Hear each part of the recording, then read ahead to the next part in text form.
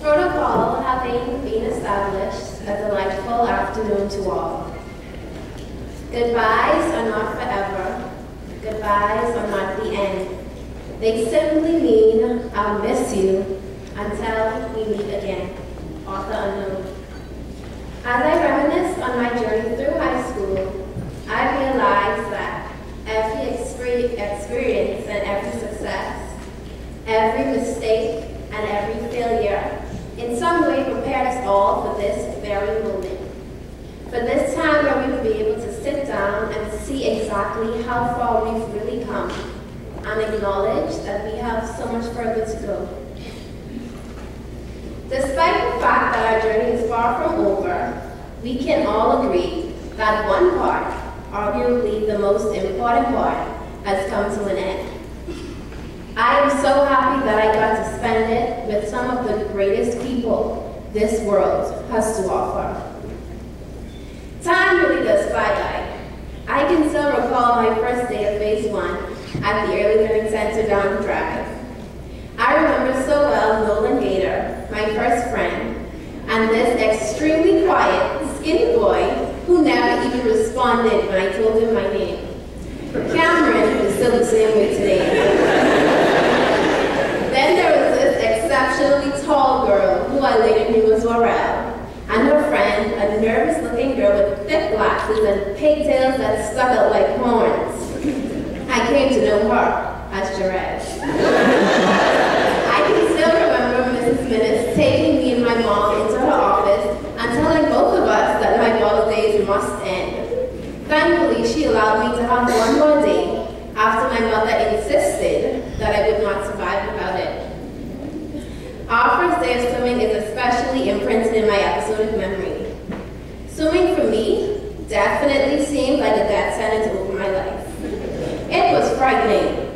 Our ELC pool seemed to be the depth of the Atlantic Ocean. My first thought was probably, my God, we are really all going to die out here, and I will probably be the first one to go.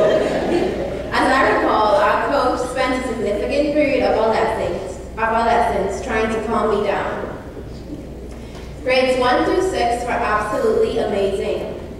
After a few days of grade 1, my classmates and I had created a secret spot on our playground for the girls' dance group led by Chelsea Maynard, who would teach us steps of the dances she had learned.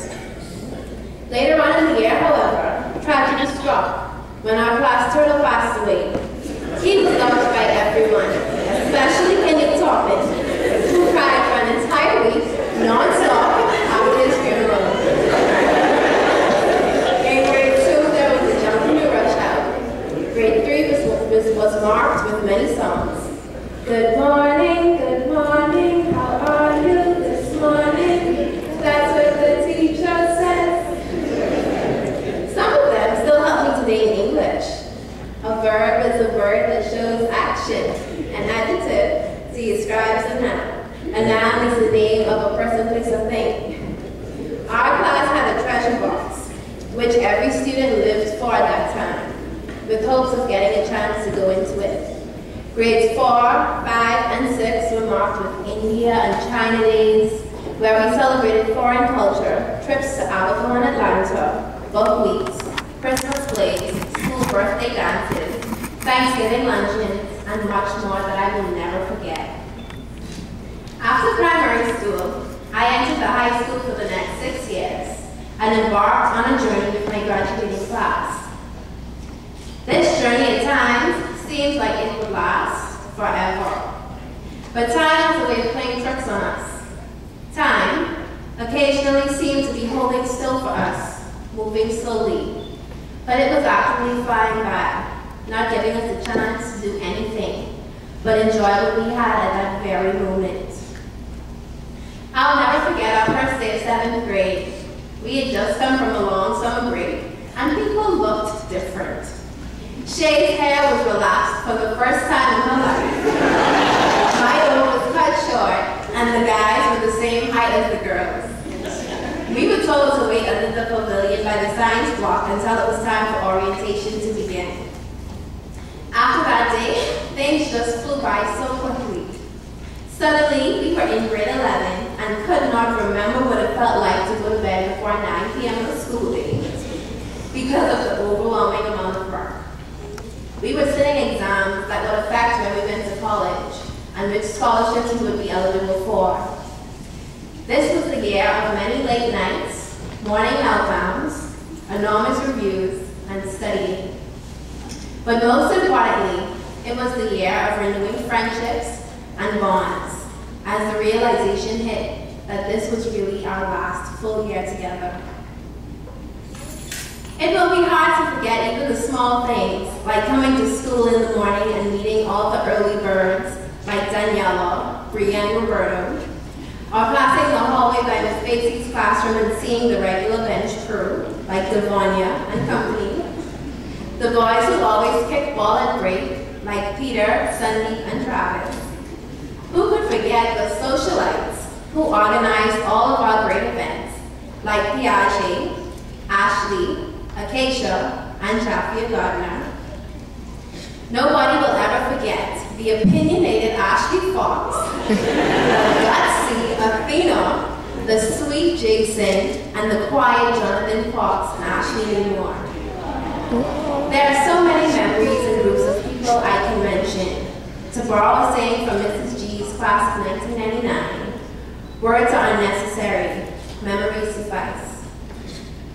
Today we honor Randy Hilton, one of our classmates who couldn't be here today. She's here. But has touched many of the lives since she came to QC, including mine. Hi, Randy. She will get a video of this service. And of course, Lauren Haven, our ambitious superstar, who is a shining example of the success within reach when you stick with pursuing that which you love. She's away on one of her soccer games. We love both of you. To my fellow class of 2012, wherever life takes you and whatever you do, aim to be happy. Always follow your heart.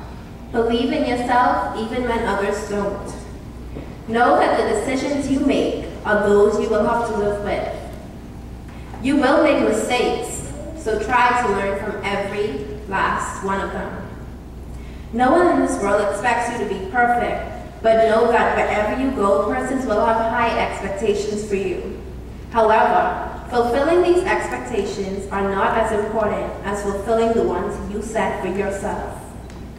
Set high goals for yourself, and know that there will always be at least one person in your corner, even if she's a million miles away from you.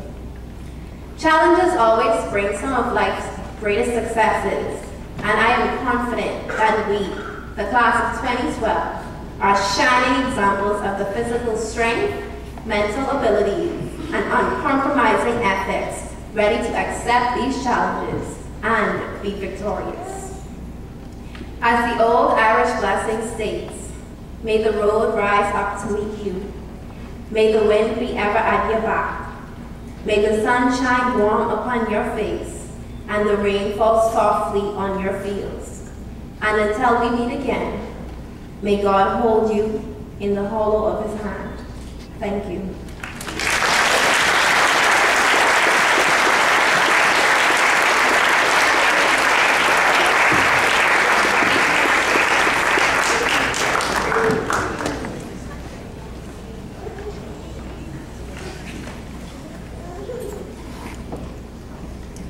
Ms. Gibson, school principal, Ms. Turngress, vice principal at high school, Mr. Lucis and Mr. Higgs, deputy heads of high school, other school officials, teachers, parents, students, and the class of 2012. Good afternoon. Afternoon. It is with great pleasure and honor that I come before you today to give you my final address as head boy of Queens College on behalf of the graduating class of 2012. My time as a student here has gone by so fast, let alone my time holding this highly acclaimed office. As I look back on the years past, I ask myself, where did the time go? But when I think about it, and all the wonderful memories I have shared with so many of you, things start to explain themselves. I officially started my time at QC on a warm September morning in 2009, the first day of school, and my first day in grade 9. The whole environment of such a big school, in terms of students, and campus size had me taken back quite a bit, I must say. However, I quickly adapted to an environment that I soon came to fall right in place with, and one that I am more than happy to call my home. My fondest memory of my first day was right outside of Miss McCartney, who we actually affectionately call Miss G, room where all of us stood awaiting the bell to ring for registration. It was here and throughout the next couple of days that I met many of my classmates, many of which in a short time became and still are good friends of mine. One distinctive memory I have on that day was of Carly O'Hara, who was standing in a circle of people outside of the homeroom and had us entertained with jokes and laughter from the moment we arrived on a September day. How could I forget, though, that in my first week, I had already made an embarrassment of myself. In Ari, my newfound friend Matthew, who was sitting behind me, asked if I had a Ferrari. I'm guessing the group of them must have been talking about cars at the time. Not knowing what he said, and I mistook his question for, do you have a French fry? And so I gave him a very funny look for what I thought was a strange question, and answered him completely off topic. When we eventually figured out what went wrong with the whole communication situation, and I told him I thought he said French fries, the whole side of the classroom, who was now listening to our conversation, was in complete hysteria. A great way to start off, isn't it? They say first impressions last a lifetime. Thank goodness I was quickly able to get rid of that one. Although, everyone still does refer to me as deaf, which admittedly is not all untrue. Events like sports, they will always be fond memories of mine as well. The excitement involved around them, like the whole of Dyer practicing chairs or preparing for our highly anticipated parades, was always something I looked forward to. This year, as a student in grade 12 and leading our efforts, Dyer came up with a theme, unfinished business. And for another consecutive year, finished the business on the parade, coming first once again. But I must admit,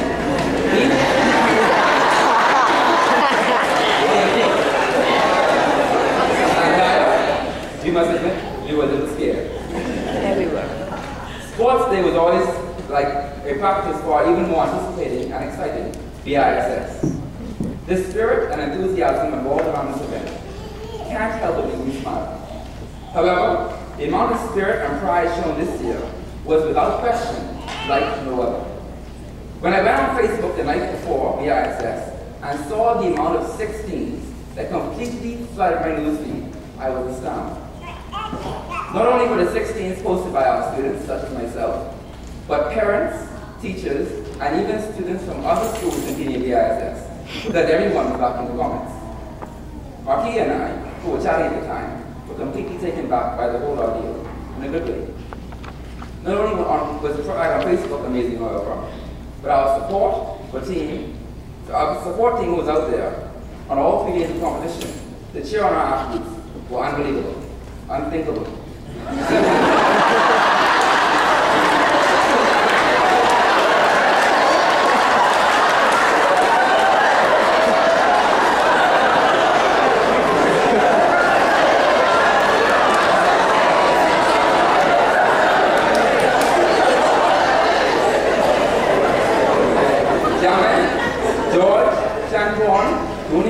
Jason, RJ, Kraft, Caroline, Randy, Alex, and Roger, and all the other athletes, we will never forget you.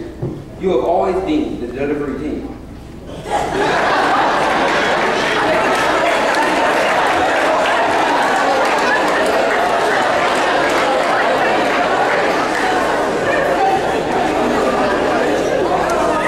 also had a squad of cheerleaders out there. Chelsea and Thea, team captains.